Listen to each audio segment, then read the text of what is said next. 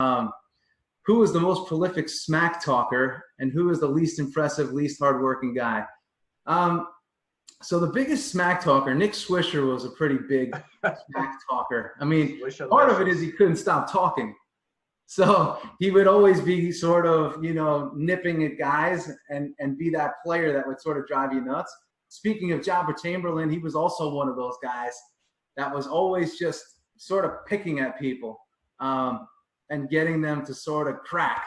So, you know, Andrew Jones, you know, you may remember him with the Atlanta Braves for a while. He came over with us. He was another guy. He entered the league at 18 years old from Curacao and was on the big stage playing in the World Series in his first year.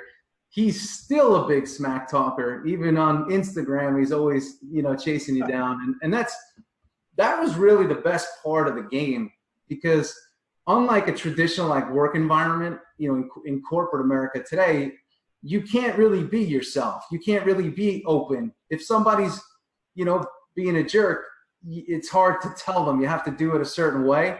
Where in baseball, it's like, boom, you just tell a guy. Sometimes there were fights that would break out. But the same two guys that were fighting would be at the dinner table having dinner before the game together. So it was a really open environment. And I feel like you could learn a lot in terms of communication from a professional sports team and the interactions. Conflict is a part of the game.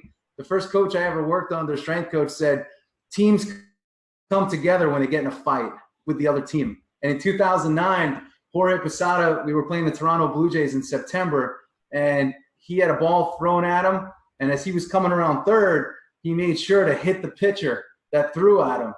Bench is clear. We go on to win the World Series that year. So it kind of validated that experience. So it was a lot of fun. Dana, when the bench is clear, what did you do?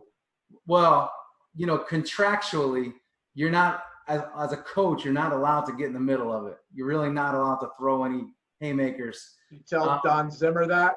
Yeah, exactly. You know, he had a little more, his contract was a little bit bigger than mine. So they gave him a little bit more leeway. But ultimately, you know, you're really trying to just protect your guys so they don't do anything stupid, especially when the fights go down in September, because you're going to need them in 4 weeks to help you win a World Series and win some extra money and win some jewelry. So